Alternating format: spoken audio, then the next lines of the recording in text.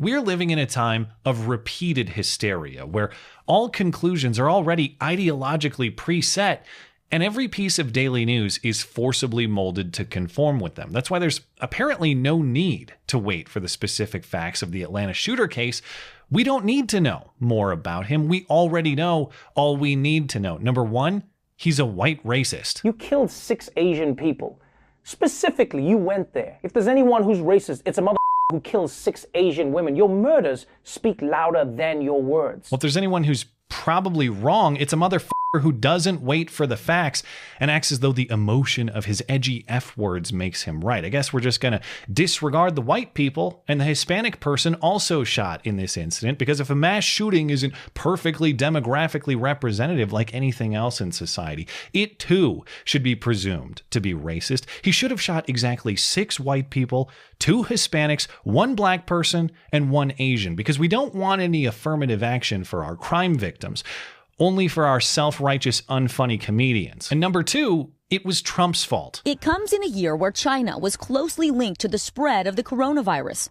The China virus. Never mind that it's pretty weird to wait 2 months after Trump's presidency and throughout his near total silence since to be suddenly inspired by him. Never mind that there's no stated or even inferred political or coronavirus motive based on the evidence. Never mind that the shooter himself says this wasn't a racial thing. It's still early, but he does claim that it was not racially motivated. He apparently has an issue, what he considers a sex addiction, and sees these locations as something that allows him to go to these places, and it's a temptation for him that he wanted to eliminate. And never mind that there is evidence to back that story up. Anyone who thinks these things is also a racist, including the investigators themselves, because clearly the fact that this guy once posted a joke coronavirus t-shirt a year ago means he too is part of the grand racist plot. And this preset conclusion isn't just that this Atlanta case is a racist incident. It's that it's part of a broad trend of racist incidents, a supposed spike in anti-Asian hate crimes. 150%, that's the number you'll see repeated across news reports. Anti-Asian hate crimes spiked 150% in 2020. Did you punch an Asian last year? Statistics say you probably did. Whether this specific Atlanta shooting incident had any sort of racial motive, we'll have to wait to see. But this broader narrative about a spike in anti-Asian hate crimes, we won't. Dig into the data and it's clear. This is another manufactured hysteria to serve the politics of the moment. It is not a claim that's based on any sort of statistical truth. First of all, the numbers reported just aren't anything outside of historical norms. These reports want us to be myopic and see this rise in recent years here. Oh my God, what a terrifying trajectory. But back it up all the way to 1996 when the FBI started collecting hate crime data, and you can see we're actually at relative lows for anti-Asian hate crimes, not highs. And this despite more police agencies reporting to these statistics over that time, not less. Well, yeah, but that chart doesn't include 2020, the year of the dragon hate. That's true, but those 2020 numbers are from this Cal State Bernardino study, which says that anti-Asian hate crimes in these 16 major cities increased 150% in 2020 to a total of 122. We don't know the exact national numbers for 2020 yet per the FBI, but we can figure out a highly probable range. On the low end, let's say that this Cal State report accounted for all the anti-Asian hate crimes in 2020. That's not going to be the case, but it is the lowest possible answer. On the high end, let's say that the national numbers increased by the same 150% proportion over 2019, which is also highly unlikely since this Cal State report accounts for the major urban centers where more Asians live and where these incidents are more common.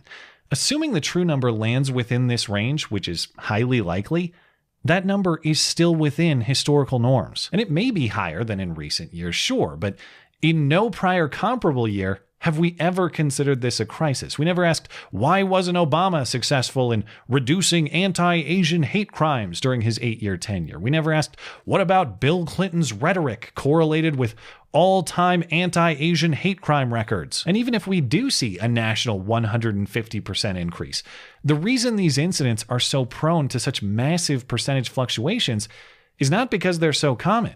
It's because they're so rare. Look at the numbers in the report that they're hyping. San Diego, a city of 1.4 million people, increased from 0 anti-Asian hate crimes in 2019 to 1 in 2020. New York City, the city driving these statistics, increased from 3 anti-Asian hate crimes in 2019 to 28 in 2020. That's a big increase, yes, but still microscopic numbers in a city of over 8 million people. In Chicago, 2.7 million people. Numbers stayed flat. 2 anti-Asian hate crimes in 2019 and 2 in 2020. Because when I think of Chicago's crime problem, I think of that one guy who mockingly threw chow mein at a Chinese dude or something. We're talking about 122 crimes in the context of tens of thousands of other crimes generally. Not all 2020 violent crime data are available yet, but some are. So I put together this chart of the per capita violent crime rate in 2020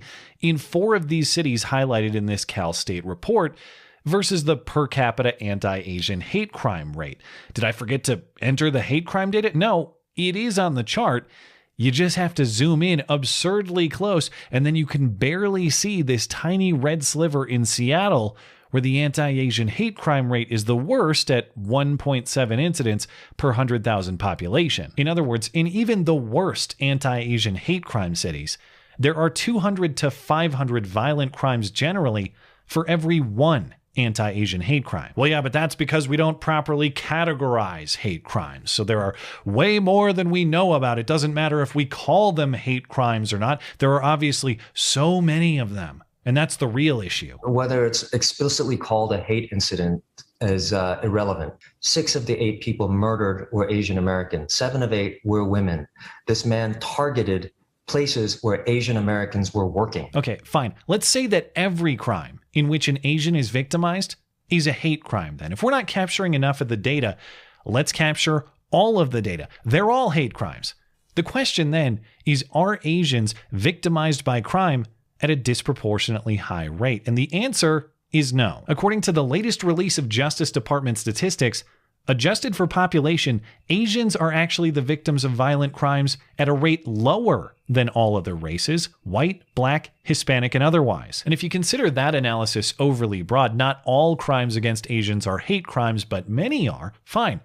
Let's look at the FBI's hate crime statistics. Are Asians victims of racial hate crimes at a disproportionately high rate? Again, the answer is no. Asians are well below Black people, Hawaiian and Pacific Islanders, Native Americans, and slightly below Latinos as well in terms of per capita hate crime victimization. Take whatever data you want, from the FBI's specific hate crime data to just all crime data overall. There is no statistical world in which Asians are disproportionate victims of crime. But if you're going to buck the data and stick with the narrative, you must explain who is doing these crimes, especially if you're going to make a claim like this. We know that at the root of it is deep-seated, unconscious bias and internalized, systemic racism and white supremacy. Every other word in that sentence was just a meaningless ideological buzzword, but I gather the point is she blames white people. Again, this claim has no basis in any crime data. Of all violent crimes committed against Asians, again, according to Justice Department data,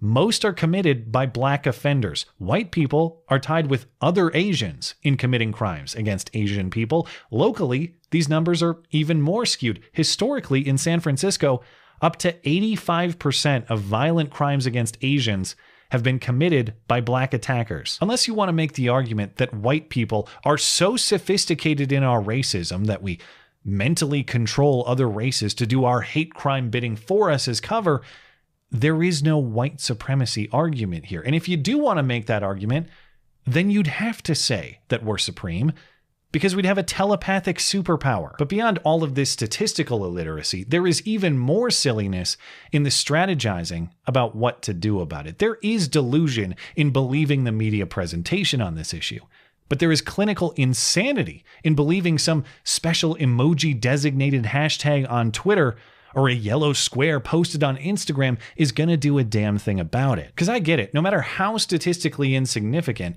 even one crime is a problem when you're the target of that crime. All the stats in the world don't matter when there's someone at your door, in your face, trying to harm you. It doesn't matter if you're the anomaly or the trend in that situation.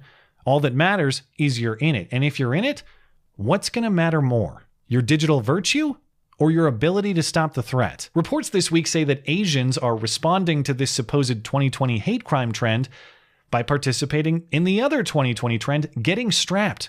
There aren't comprehensive data, but anecdotally, a New York gun shop owner speaking with this Forbes reporter says half of his already doubled sales are now coming from Asian buyers looking to defend themselves. In Poway, California, another shop manager says she's seen a 20% increase in Asian first-time buyers.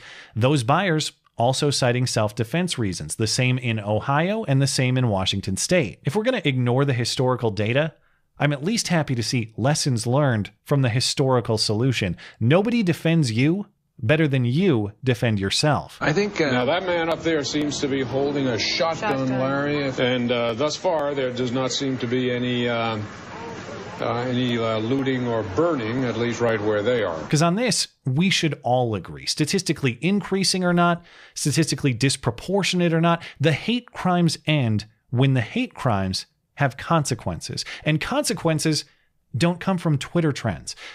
They come from rooftop positions. Thanks as always for listening and for supporting this channel always. Appreciate that thoughtful discussion down below and especially over on Gab. That is at ML Christensen. You're always welcome to coming out and chat in my live streams. Those are linked down in the description. Looking forward to it. Come on.